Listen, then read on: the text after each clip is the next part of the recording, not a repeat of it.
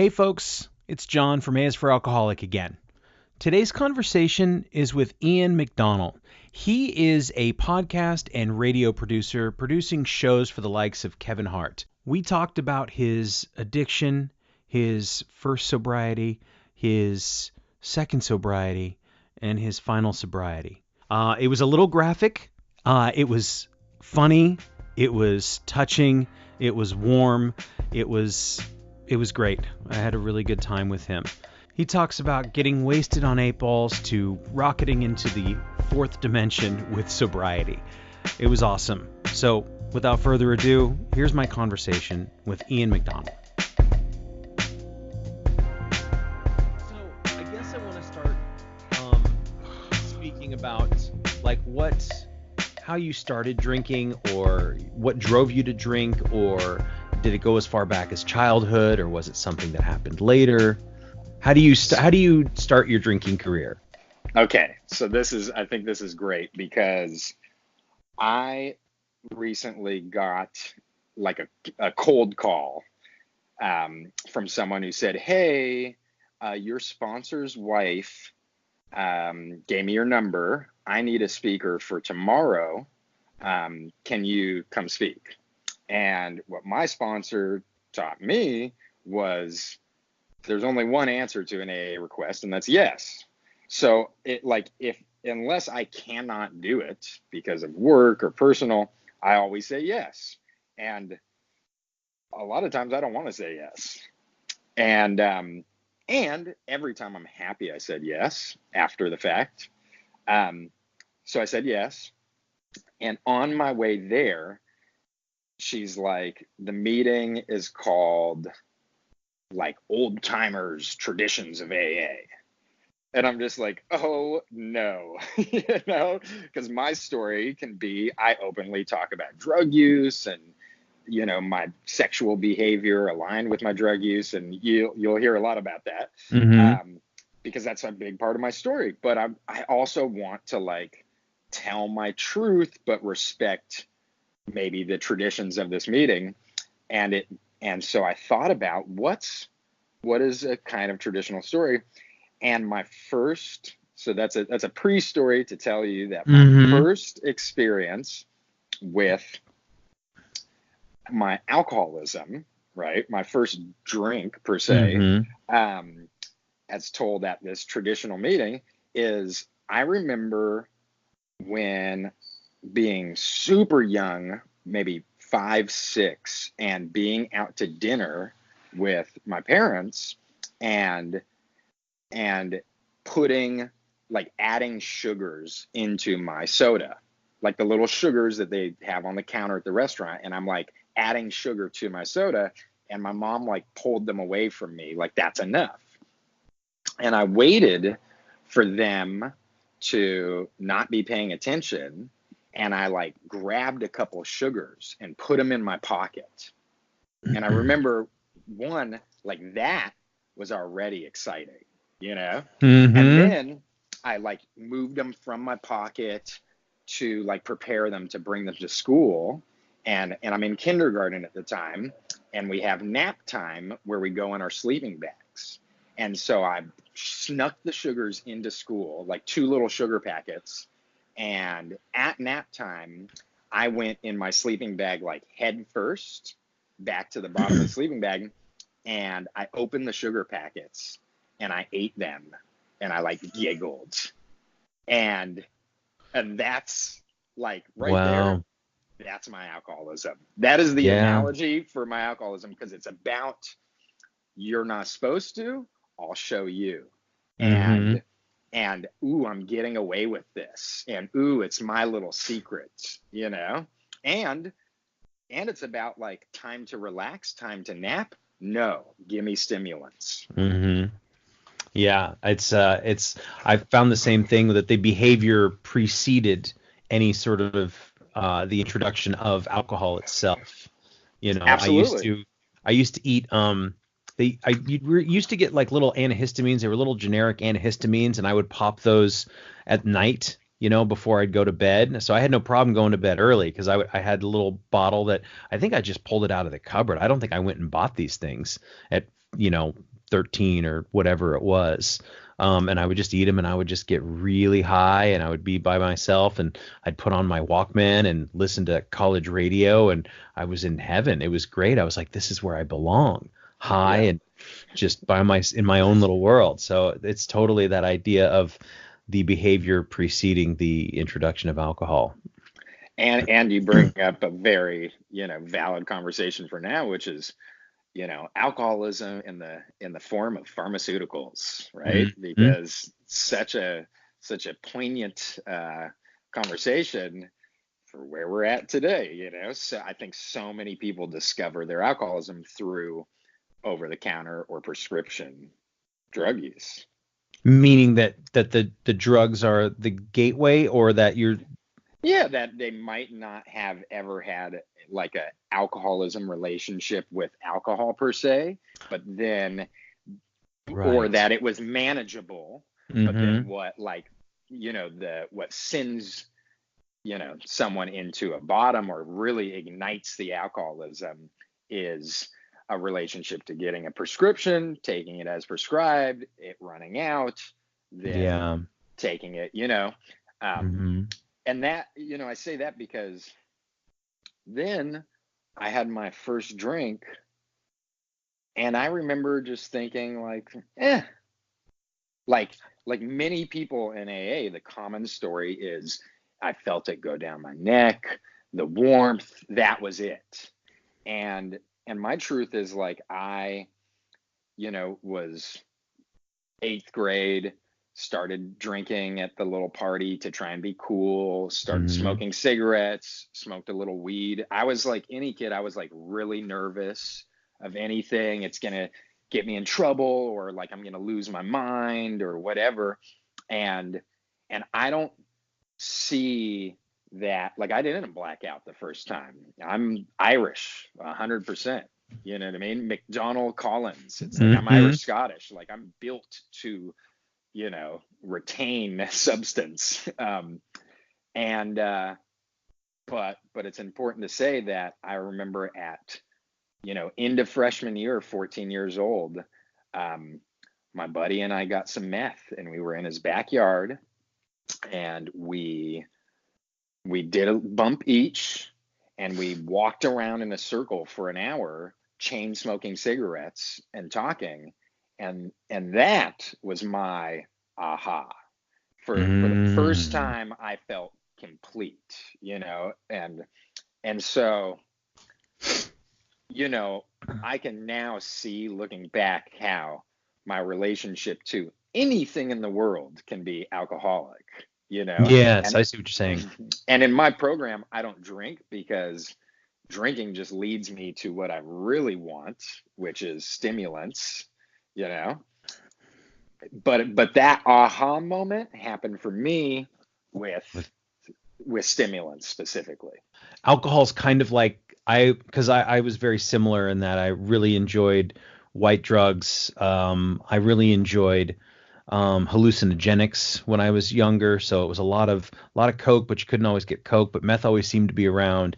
And then there was living in Oregon, there was tons of mushrooms and LSD and the Grateful Dead and all that stuff. So all those drugs were easy to get a hold of. I mean, our house was like this thoroughfare, for this stuff when one of the houses I lived there. But it seems to me that for a lot of alcoholics and myself included, is that alcohol was just sort of this river of addiction that we float down and you're like, oh, you pick a little bit over here, you grab this, and that alcohol just brings us to those things that we really, really want, for some of Totally. us. Totally identify with that. Hmm. I make this joke in my share that I actually don't really like the effect of depressants. Now, Hmm. granted, I used every type of opiate in every way for, a decade, but I don't like them. It doesn't really, but of course, you're bringing it around. I'm going to do it. Um, but like, I don't really like the effect of depressants. Therefore, when I consume alcohol, like now, even more than without the consumption of alcohol, now I really need a stimulant because I already want stimulants in my life, and now put a little booze on me, and I feel less comfortable, and the obsession is kicked into full effect. And there Mm-hmm. is no, I think a lot of people with their relationship to any substance, they're trying to reach oblivion through disconnect. My Mm-hmm. oblivion is reached through hyper energy, like intense anxiety and energy. So this overstimulated state of doing nothing at 1,000,000 miles a minute. Yes. That's where Uh-huh. I feel calm. Like that's where I'm okay. You know what I mean? Whereas like the dope fiend might just want to like check out, or that the alcoholic wants to reach blackout state. My blackout is in this like, Hmm. you know, my So, this and certainly, I mean, you being a DJ and going to raves for, I mean, you've been for a long time. I mean, this is sort of the best place for this kind of to get these drugs and to have these experiences.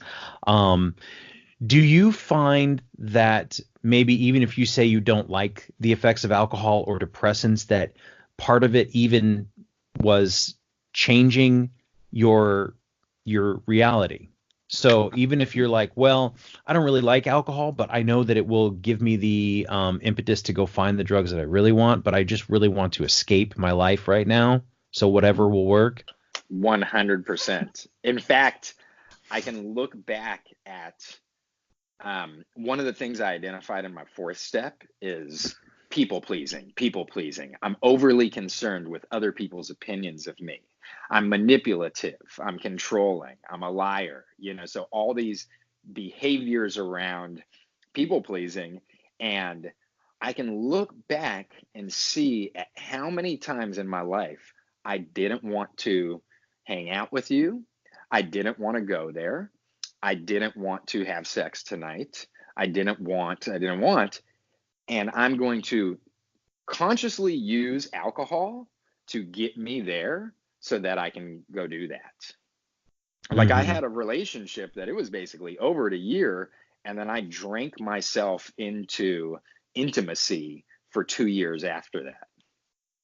Yeah, I was in that similar relationship for a very long time after it should have been over.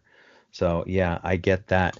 So this is early on. When does alcohol, like you would go to parties and raves, and I imagine there was a lot of fun. I don't like to, it's hard to sit here and say from this perspective like, well, it was all bad and it was all dark, and and so I don't think that doesn't paint an accurate picture, because I had a lot of fun. Drugs and alcohol can be a lot of fun, right? Of And course, especially in, I mean, I'm guessing San Francisco in the late 90s, and a lot DJing of and going fun, to shows. Um, lot lot of fun, and you can tell. I feel like you can tell any story two ways, right? mhm. I could tell a story of my past to a bunch of my druggy friends that like glamorizes it. And with this like new knowledge about myself, I can also tell the story where it's focused on more like the emotional relationship, or the spiritual malady related to that same story. So, yes, it was tons of fun and raves are amazing and blah, blah, blah. And I can definitely see how, like, once I started, acting was my passion. And I gave my whole life to it. And then introduce drugs and alcohol. And and then I can look back and see that in my, you know, 20-year using career, active in alcoholism, and there's some breaks in there and we can get into that. But in Mhm. that career, I made every decision primarily to support my alcoholism. So, yes, raves are amazing. And, you know, why was that the most important thing in my life? Over to the point of losing everything else. And Right. was it that the rave scene was this great thing? Yes. And was me being in this world facilitating my alcoholism and allowing me to, it's not, I think if you go right into like a depressive state of using, then it's hard to keep the lie going. I'm really good at, before the day that I hit bottom and submitted and asked mommy for help, like up until that morning, I would look you in the eyes and tell you that I was killing it and I was a crackhead. But so my alcoholism lives in like building my world to justify this self-belief that like everything is, you know what I mean? It's great. Everything's fine. Everything is manageable. I got it all under control. And it's exactly how I want it to be. I'm here because I made this choice that this substance doesn't have control over me. I want to live this life. That's You probably one say of the I'm a biggest crackhead. lies. Yeah. Yeah, but you say I'm a crackhead. I say I'm, using the finest pure cocaine at the highest level. And I'm sure, yeah, absolutely. So you get this first introduction of meth, and this is you said in high school around there? How was high 14. school? Was high school good for you? Was it fun? Were you cool? Were you I not? once I started dealing drugs, I was really cool. Right? That was high school. Hmm. Wow. I like to share, like, my name is Ian. I'm an alcoholic, and I also am recovered from being a drug dealer. And that's absolutely true because same spiritual malady, all my character defects, everything also lives within the relationship to selling drugs and the control and the money and that's a behavior that brings up my character defects, and they go hand in hand because I found out I like this. How do I get more of it? Luckily, I had this entrepreneurial sense, and it was like, oh, I'm going to just buy some, sell it for more. And that's the story of every substance I ever discovered. It started with mushrooms, and then, okay, an eighth, what's more than an eighth? Oh, an ounce. Okay, let me get that. How much is that? Oh, and now I just made, $150 and I did a bunch of free shrooms. And I don't need to make $150. I'll actually make $50 just so I can buy more. And I'm going to give all my friends a bunch of mushrooms. And now high school is amazing, Wow. So you're drug dealing in high school, and you don't come into any problems. There's no issues with this. Everything is hunky dory, Oh, and you are no, tons of problems. I can get arrested for okay. drinking in public. I get at 15. I was the one that would had the fake ID and the connection to the Asian lady that would look the other way at the store, and I would provide the alcohol. 14 of us are drinking. The cops come up. 10 of them rat out 4 of us. Mm, They don't get arrested. 4 of us do. Um, I kind of believe that the other 3 probably are also alcoholics. It's just the weird how it works that way. It's mm-hmm. like only us alcoholics get busted. Um, and and Did you go to juvie or anything like that? Were there any consequences for this arrest? major consequences, Okay. major consequences. And my relationship to that was, fuck the man. This is authoritative, they're trying to take away my rights. This is wrong. Da da da da da. So internally, at the time, I would not define it as a consequence. I defined it as like they are wrong, you know, and it just gave me more fuel to be this anti-authoritative punk rock raver, drug dealing, drug addict that in my mind, I'm killing the game. Right. Um, And, Go ahead. oh, and soon after that, maybe a year later, fast forward, it's getting dark. It's getting real bad. And I'll just to move the story along, I wake up in the middle of the night. There's 2 guys in suits. And at this time in my life, I would like use stimulants all day, and then I would take ecstasy to go to sleep because I found out when I started to roll, I could like calm down enough to fall asleep. These 2 guys wake me up. I'm rolling. And they're like, hey, come with us. And I'm like, okay, where are we going? Wow. It's just, great. And I go to get my backpack, the backpack. And they said, oh, no, no, no, your bag's packed. And I said, oh, but they said, no, no, no, come on. And it got the energy changed, and we walked downstairs, and I'm high, and and I'm kind of just like, whatever, guys, and they put me in the back of a car, and I look across the street and see my mom's car, and I see my mom sitting in her car, and she's crying.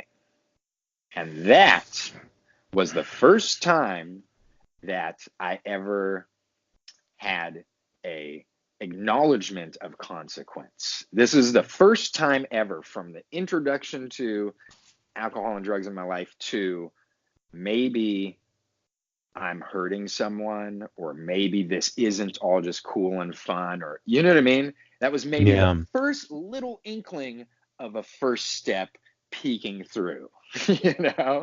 My life maybe is unmanageable, and and maybe it's because of the substance. Mm-hmm. Where did that car take you? That car took me to Marion, Montana, to a wilderness treatment center for 4 months, where I played the game and manipulated my way through it. And I wrote my drug dealer letters saying, don't forget about me. I'll be right back.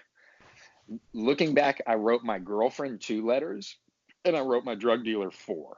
So that shows you the level of commitment. Yeah. The alcoholism, Yeah. This is the most important thing in my life.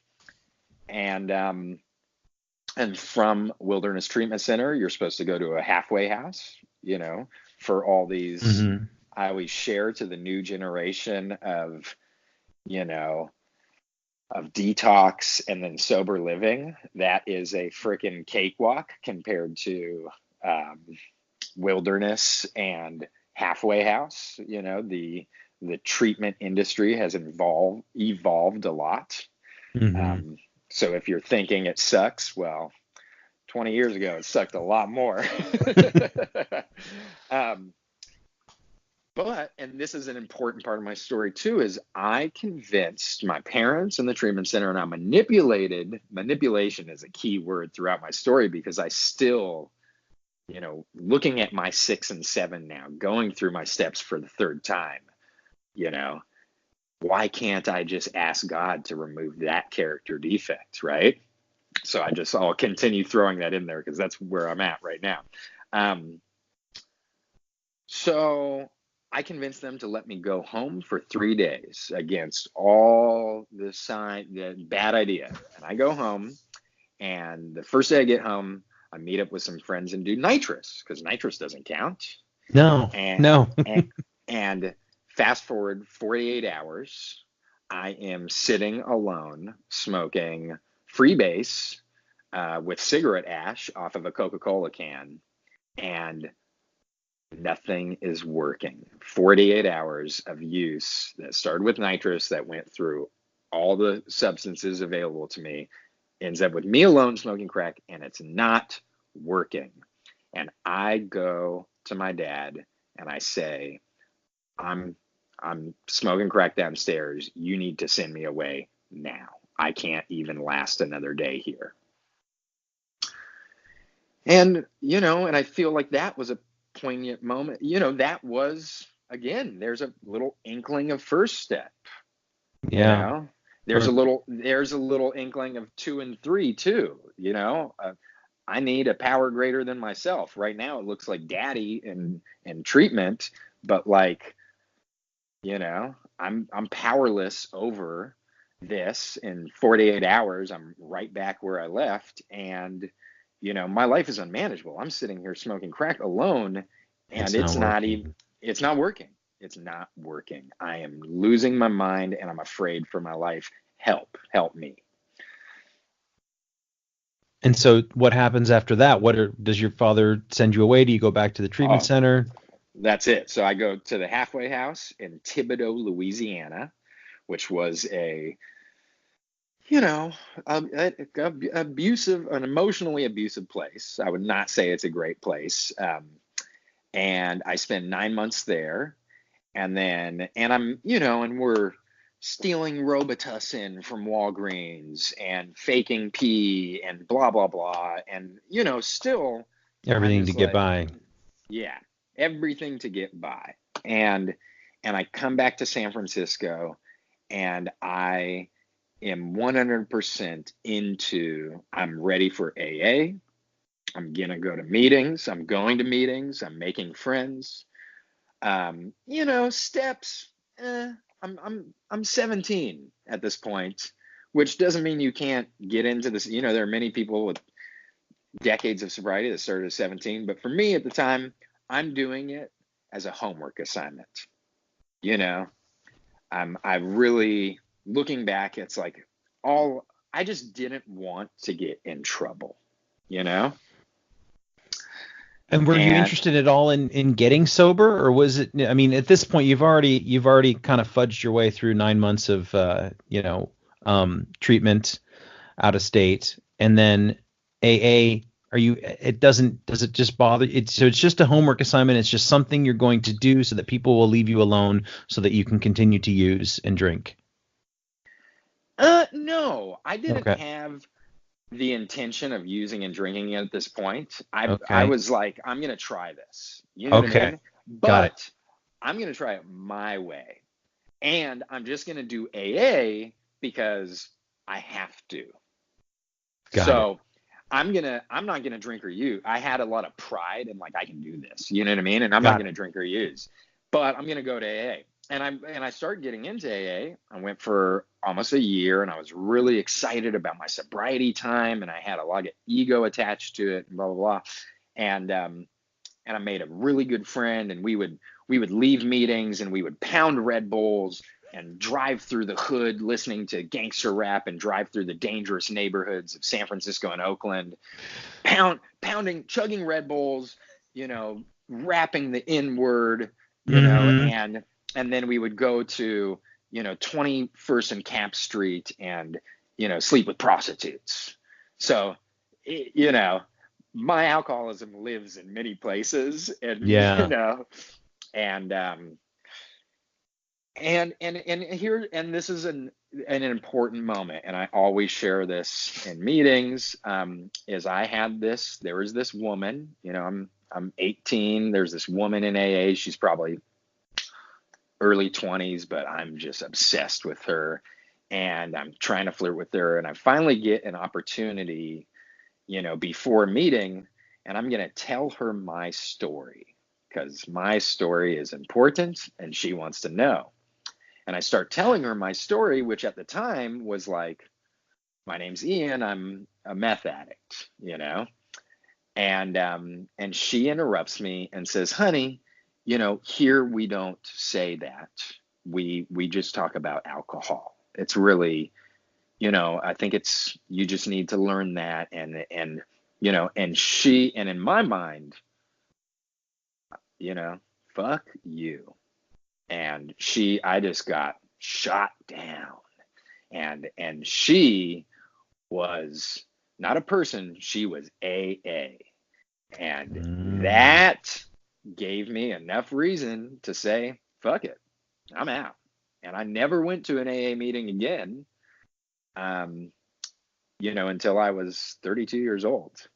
Um, but I went out on a resentment to prove AA wrong. So I stayed sober for another 3 years until 21. Just to And prove that you didn't need it and you could do it on your own, and oh, it was all yeah. bullshit. Yeah. San Francisco is a small city. I loved running into people from the AA community and they would say, "Oh, how you doing?" This Mm-hmm. assumed relapse. And I would say, "I'm doing great. Without you and this program, I am now 2.5 years sober and I'm killing it." Blah, blah, blah. Now, uh, you know, again, looking back, I can see where my alcoholism lived in so many other areas and the dryness and the tortured mind and and of course, eventually I had a drink again. But my story is not like I had a drink and it was off and running. Like I had 5 years of I'm going to control this and I'm going to show you you're wrong. And so, and it looked like alcohol. And then about 3 years into it, I introduced marijuana. And then at Coachella, I introduced ecstasy and cocaine. And then and then it's downhill real fast from there. Right, but But at the time you thought you had figured it out. You of had course, unlocks, you had cracked the code, and that you had it under control of for course, 3 years or whatever. absolutely. And one thing I like to say is that like how I define my alcoholism, we can talk about spiritual malady and we can talk about, a lot of the verbiage from the book. And I love the big book and I love this verbiage and I identify with it so much. And I will say that one of the main resources I have in my own experience to define my alcoholism is that I can slow down. I can manage it. I can, for 5 years, I showed myself I can only drink and I can do it, in this manageable way or in this adult way or whatever. But I don't like doing it that way. Yes, absolutely. That's the key. It's Yes. torture. And I look back at that 5 years and I was waiting to use like I wanted to, Mm-hmm. And in my life today at almost 6 years sober, I don't even like the way other people manage their drinking and using. Yeah. It, Do you hold a resentment toward? Is that something that you deal with, or is it that pisses me severe? off. Yeah. No, it's kind of a joke, but I'm Right. like, like that's wrong. You're doing that wrong. I have one of my buddies, DJ Tracer, and DJ Tracer used to come out in the living room. We lived together, and he'd say, "Hey, I got us a gram, for the weekend." All excited, and and first of all, first thing, gram ain't enough. Right away, he's like trying to excite me. A gram isn't enough. Number two, he takes out his keys, and I'm like, dude, that key cannot retain enough to satisfy me. You know what I mean? We're wasting time here. Like, dump it out. And then here's the moment is key bump. And he goes and puts it away in his drawer for next weekend. And I'm telling you, John, It's not, like that, I'm like I feel you. offended telling that story. Are you doing this to patronize me? You know what I mean? Like, absolutely. That to me is insane. That is like, there's no there. I don't understand that. And I that's get my it. alcoholism. Yeah, it's absolutely so true. I was always a Boy Scout about it. So I would always buy more than enough. I would always find more than enough. I've told this story before on the podcast, but I had at one point, and this is very young, probably 21 or 22, and I was always broke, always broke. But I had this like big case of Budweiser that I hid in my closet. Okay, that's a sign already. I wasn't going to drink it. I wasn't necessarily hiding it from a roommate. I just bought it. I brought it home. It was going in the closet. Those were just reserved for some future date. So I was continuing to drink, and we'd go out and party, and there would be methamphetamines and all this stuff, but that stayed in there. And then I remember one time people were over. I had my friends, my little core group of friends, two of which are currently sober. But Awesome. yeah, but I remember us sitting around probably on a Sunday watching The Simpsons and taking the phone off the hook, which if that doesn't tell you, that doesn't date me a little bit. But and I brought this. We were broke and we were dry, and I brought this 18 pack or 24 pack of Budweiser out, and it was like it was fucking Christmas for us. And so that idea of like everyone was like, "Oh my God, John, you're amazing." and like the praise and the adulation and just the love that I thought was in the air, for this case of beer. And so when you talk about, yeah, that gram's going to be enough to put it on the table. Let's do it now. And then we're going to go figure out who we're going to call and go get some more, Of course. because it doesn't there stop. is never enough. There's so many things. My understanding is just like we're doing right now, it's one alcoholic talking to another. Mm-hmm. And I feel so grateful that all these experiences I had and all these stories I have, I hear told to me all the time. You know what I mean? And it's never enough. It's just, there was never enough, and if I'm too in one direction, that means it's not enough. I'm too stimulated, it's not enough in this direction. There was never a point where, oh, I'm at my place tonight. It's like, no, let's just keep going up and down and up and down. It was never enough. And I know that there's no, like I hear that story about the 24 pack and I'm thinking like, but right away you got another 24 pack to keep in your closet, right? I don't know. I don't remember if I did, but yeah, exactly. Like, well, now that I had the one, maybe I should get two next time, because one's not enough. And now everybody knows that I keep a 24 pack in my closet. I might have to hide it somewhere else. So yeah, that's my brain works the same way. Yeah. So you do controlled drinking for like 3.5 to 5 years, and then the controlled drinking just turns into going back to where you were. Totally. But in my mind, no. In Mm-hmm. my mind, I'm just killing it at life. Again, I can only tell that because I'm looking back now. You know what I mean?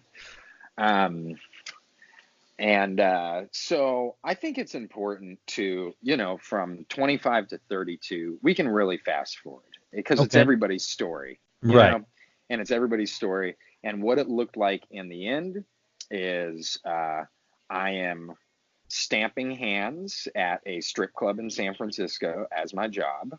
And it's a strip club that fronts itself as a strip club. It's actually a famous old whorehouse. So I work in a whorehouse. And I'm going to be pretty graphic to paint this picture, and part of my job was taking the rag and cleaning up the male secretion from the rooms afterwards.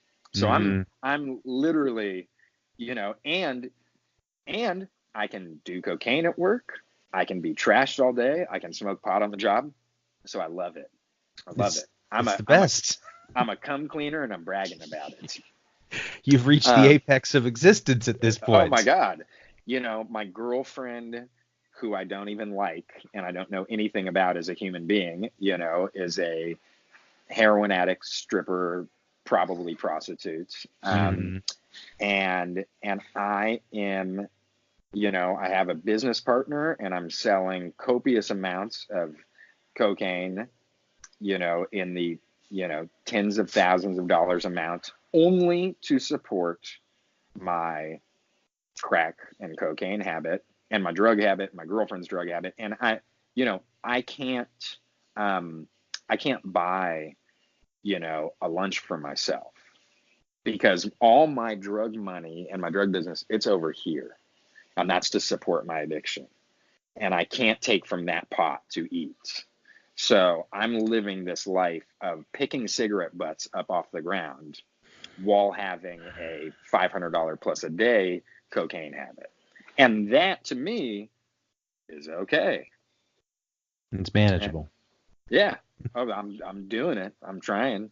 And some people have the story, one day I woke up and at this point in my life, the pipe is underneath my bed. I can't even make it to the kitchen. It is, I have to lean over and that's the first thing I got to do. And I wake up and hit the pipe and it didn't work. And I hit it again and it didn't work. And I hit it again and it didn't work. And I couldn't, you could say I couldn't get high or I couldn't quiet the mind, whatever it is, you could say, my higher power gave me an opportunity of clarity whatever it is, something was different that day. It didn't work. And I had been putting off meeting up with my mom, and I meet up with her, and I bring her the rest of all of the business, all the Mm-hmm. drugs in the business, and I put them in her car, and I say, look, you need to take this from me right now. I am a crackhead and I'm a cocaine dealer, and I'm going to end up dead or in prison if you don't help me. And my mom, being a proper Al-Anon, looks at me and says, I'm only willing to help you if you're willing to go to a 12-step program. Ugh. And I said, oh, Jesus. Ugh. You know? Uh-huh.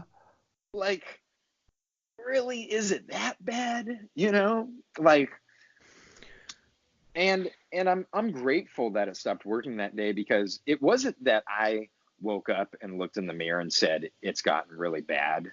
You know?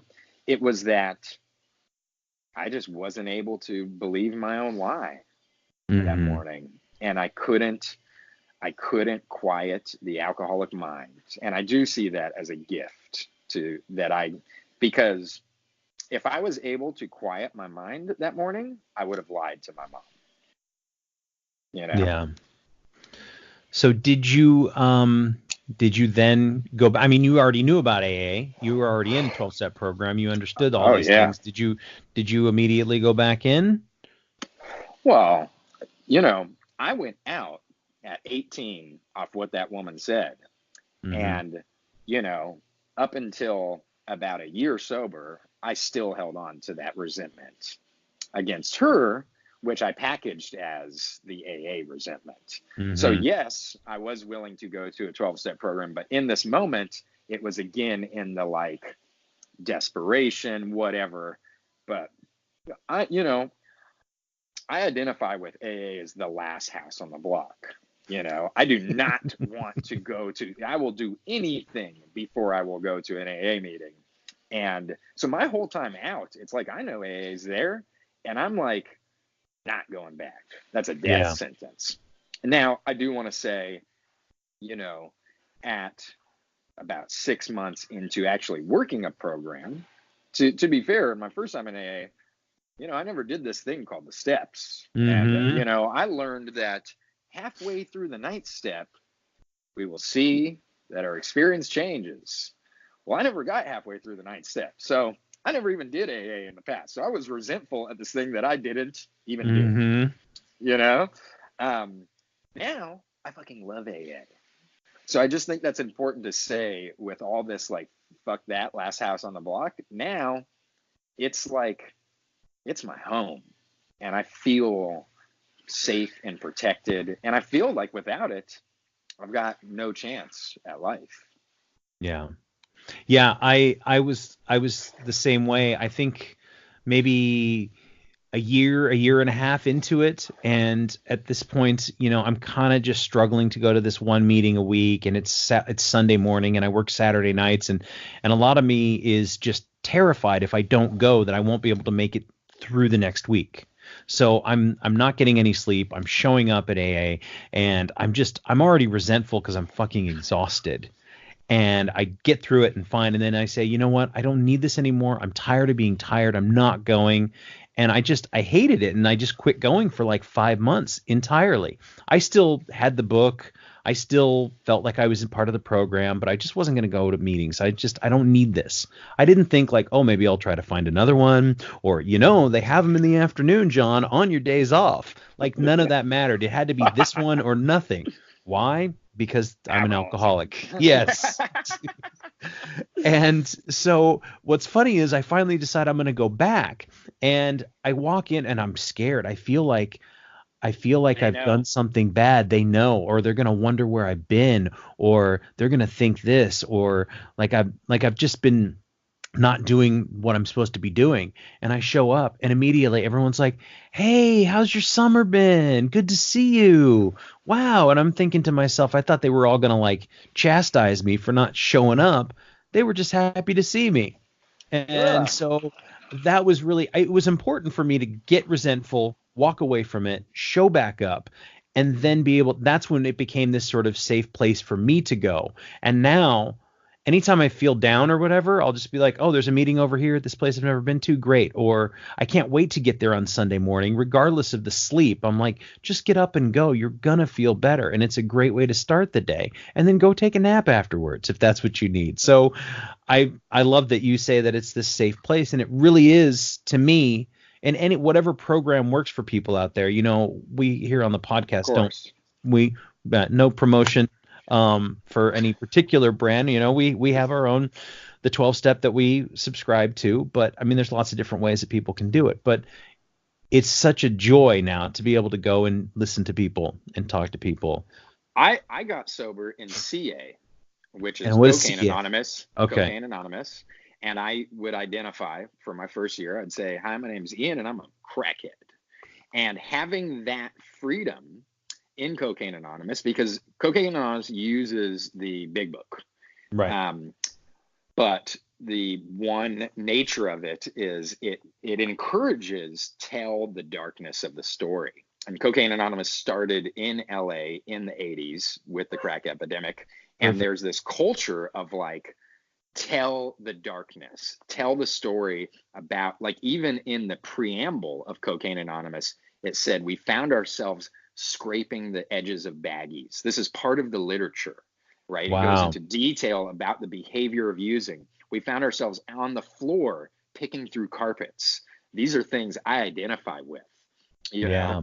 I used to think I would wear, I remember my girlfriend would come back, do enough dope where she could be satisfied, and she'd be laying there naked waiting to get fucked. And I would put on a headlamp, and I had these dental tools, and I would army man, on my stomach, shimmy across my floor with a headlamp using dental tools to pull apart carpet fibers. Now, granted, I have all the drugs in the world on my counter. This is just where I want to be. Wow. So, Gosh, it makes it pale. It makes me pale in comparison when I tell the story about I had a roommate who was addicted to Adderall, and he was out of town, and I was drunk and I wanted to stay up so I could drink some more. And I was like, man, he's got to have some Adderall somewhere in here. And I'm scouring through the carpets and I'm looking underneath his bed, and I'm like, he's got to have dropped it. And I like finally find one in the closet tracking, like down below, and I'm like, oh yes, I knew there was one in here. And so of we all have course, of course, not to there is. compare, or compete, but Ugh. No, it's you know just, what though? It's the same story, because all it is just like, my whole life becomes, this is what I always said. When I'm using, I'm actually really good at the whole drugs and alcohol thing. But mhm, that is all I have. That is my whole world. That's every minute, every second, every dollar, every emotion, everything is yeah, about using. And everything else that is available in this existence as human beings, I don't give a shit about. And so for me, it's a trade.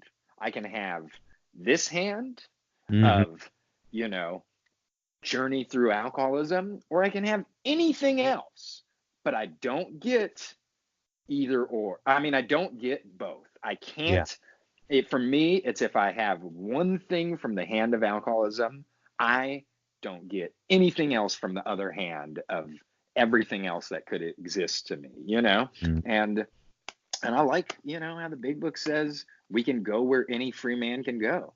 That's my experience. In sobriety, I can do anything.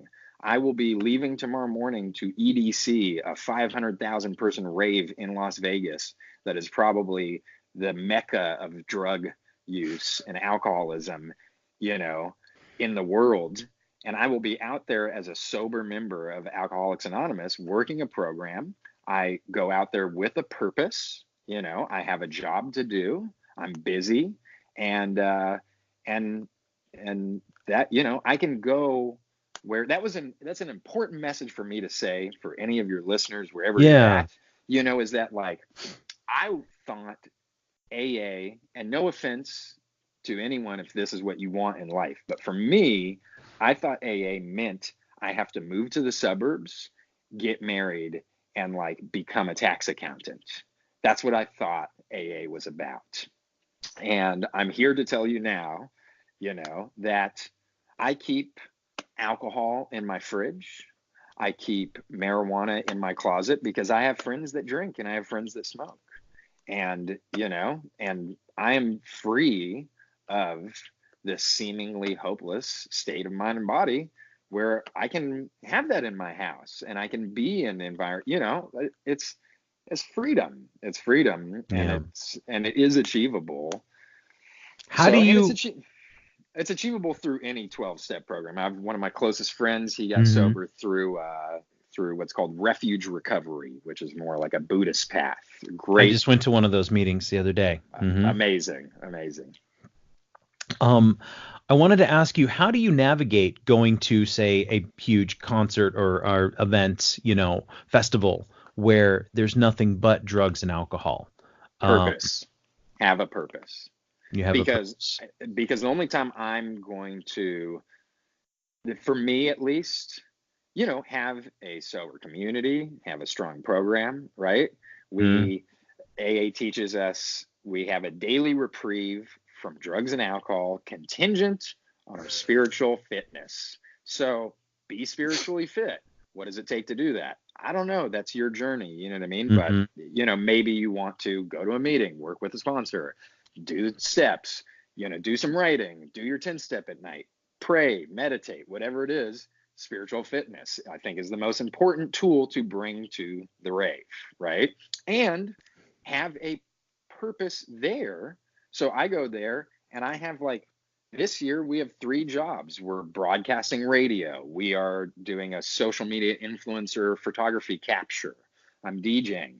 I am out there and there's not a single moment where I don't even have time to use. You know There's what I no mean? room. Yeah. There's no room for it. So that's, don't just go to the club. Go to the club with a purpose. Are you going to dance? Are you going to hear the music? Are you going with a group of friends, a group of sober friends? That, I think that's the tools. You can go anywhere in the world and you can do anything. hmm It's just have a purpose. Yeah.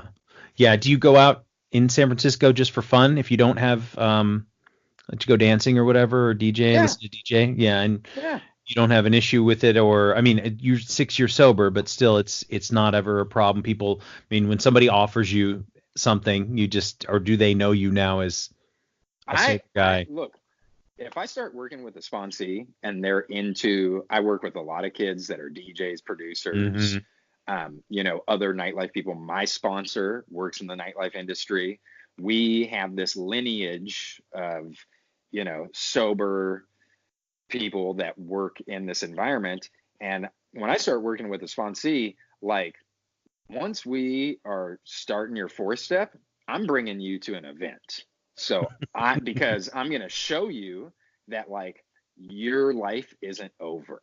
You know what I mean? Here's how sober members, party. Yeah. And there's nothing wrong with that, but, and it's just like learning how to, I don't know. I like to say that, like, AA meetings are like cheers. It's just like I love going to the bar, everybody knowing who I am, and sitting next to a stranger and talking about some shit. And hmm now AA is my new bar. The only difference Yep. is our common purpose, instead of getting trashed and finding who's got the blow, our common purpose is not getting trashed. hmm Otherwise, it's kind of the same thing. I'm just like, I'm a little uncomfortable at home. I need some social interaction. I'm gonna go out and talk to a bunch of fucking weirdos, Is there a room full of drunks I can sit in for an hour? Because that's what I I love need. it. I love it. Yeah. And I want to Yeah. talk about, I want to talk about myself and my experience in this world. And it just happens that my experience is through the lens of, like, someone with alcoholism. hmm That's awesome. Yeah. Yeah. It's a much better life, and it's a much better life than I could have ever imagined 4 years ago. Like, it just, Absolutely. I can't even believe the changes and just the stuff that, like you said, I get to do now. Not that I am, condemned to a life of sobriety. It's this. Totally. Totally. And you work as a You worked As as a a bartender bartender. before. So there you go. Proof, Eh, factual, experiential proof that, you can, a lot of bartenders are alcoholics, yes, you they are. know, and a lot of bartenders get sober and continue bartending. And a Yeah. lot of bartenders enjoy bartending as a sober member of AA. It's not, Mhm. that is not a death sentence. That's, you Yeah. know, I had to learn very quickly that this is it was kind of, I always used to say it was my nightly reminder of why I'm getting sober, why I'm staying sober, because I would see it all the time. And again, it's really hard in the beginning for me not to judge people, oh because yeah. it's like, oh, these fucking drunks are getting on my last nerve again. And then it really became this thing where, you say, oh, but therefore the grace of God go I, because I would see it. I would see myself in all these people, in the ones that fell off the bar stools, in the ones that repeated themselves, in the ones that were really just sad and by themselves, in the ones that were loud and boastful and supposedly having a good time. You start to actually, and again, I don't want to judge people one way or the other, but you become, when you work in that environment and you see people all the time, you become very acutely aware of behaviors and patterns. Of And course. I would see people and I would think, this person's in a lot of pain. And I think that's where it started to kind of shift, where I wasn't judging them anymore. But also it's my job to pour drinks. So there's always this balance, and I don't know that I'll do it forever. I do enjoy the hosting aspect of it. I enjoy the party aspect of it. I enjoy, taking care of people and making them, when they're at the end of their experience and they've had a great time and they're so grateful and they're so happy. That's awesome. Yeah. So it's Compassion, mm-hmm, I learned by doing my fourth step that I lack compassion. A lot of my resentments, one of my major, roles in that resentment is I lack compassion. Look at their story. Who am I to judge? And when I bring compassion into a situation, especially a situation of judgment, I find relief, right? Um, I want to talk about, John.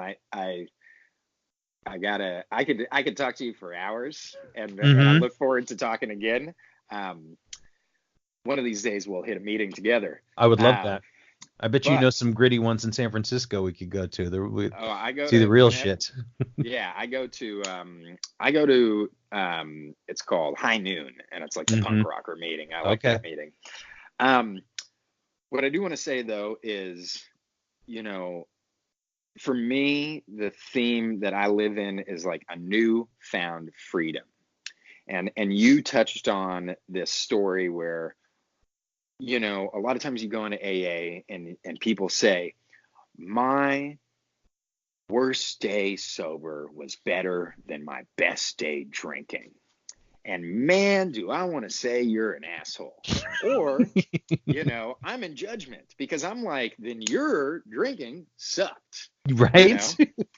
know? And for so long I just wrote that off as like, you're lying. You know what I mean? Like, or your life sucks. You know what I mean? It's Mm-hmm. basically like where I was at. Now, what I will say is I have a new understanding of that statement from my own experience, which is now I live with a newfound freedom. And it's not about days, my worst, best, whatever, but it is that the experience I have as a sober member of Alcoholics Anonymous, or as a sober person with alcoholism, is better than any experience I ever lived, even before I started drinking. So, my life in every moment, working a program with my alcoholism, I believe is better than if I didn't even have alcoholism. I don't want normie status. I do not want Mm-hmm. to be able to drink like a normal person because I've achieved a height, a fourth dimension that with alcoholism, a disease that I live with, and the opportunity to treat it on a daily basis, I live, I would say my life as a whole and my experience in this world is better than anything I ever experienced beforehand. And for that I'm really grateful, Yeah. and it keeps me excited about my future and excited about I was always a proud drug addict, and I still am. I'm just a proud drug addict that doesn't use anymore. It doesn't change. Yeah, man. It's so true. I love that idea of freedom and getting excited about things that I never would have been excited about before. Another conversation I had with somebody, and he talked about his they're just my barstool dreams, and we would talk so big on that barstool and have so many things to say and so many things we were going to do and finish and accomplish, and nothing got done. And nothing got done. And now these dreams are like, well, put it up on the whiteboard. What do you need to do? What are you going to do today? What's going to be done next week? What's going to be done next month? What does it look like in 2020? I never would have been thinking about that. I would have been terrified of the day. And now I'm there's a good quote from a Chuck Palahniuk book called Invisible Monsters, and it has nothing to do with sobriety or AA, but they're hucking like postcards off the top of the Space Needle. And it's a very dark book, if you've ever read any of his stuff, it's all very, very dark. And the character in there says, when did the future go from being a promise to a threat? And at the time, I thought that was awesome. That was so cool. What a cool line. And it still is. But then I switched it around. And as I got sober, I found that the future went from being a threat every day to being a promise. So love it. So true. So true. Or I do believe for myself, as long as I stay sober, the promise is that my life will continue to change and evolve. Mm-hmm. I know that if I use, there's all that I've already experienced, and that's out there for me anytime I want it, Mm-hmm. But in sobriety, who knows what's coming my way. So yeah. Cool. Well, Ian, I wanted to say thank you very much for this. It was awesome to talk to you. I know that we'll do it again in person, and anytime you want to go to a meeting when you get back to town, I would love to meet you. Go to the punk rock meeting, go to the meeting on the docks at midnight, whichever one. I'd love to meet up with you and get a cup of coffee and talk more.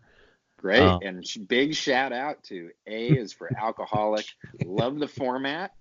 I love the idea. When I get a chance, I produce radio and podcasts for a living, so it's almost like going to work when I listen to a podcast. But sometimes on my drives and stuff, I get to tune in and I get to hear. It's a fun, open format discussion about something I'm passionate about. So I really am, thank you. I feel honored to participate. Thank you. And I see great things for A as an alcoholic, because look, if you can do something creative that also serves, a purpose to be of service to maybe the alcoholic who is still suffering, that's amazing. That's amazing. Well, thank you. I appreciate it. Thanks again for listening. Our music, as always, is by Neglect. You can find more of his stuff at neglect.bandcamp.com. And you can find us on all social media platforms that matter: Instagram, Facebook, and Twitter. And you can reach us at aisforalcoholic@gmail.com. Talk to you later. Yeah.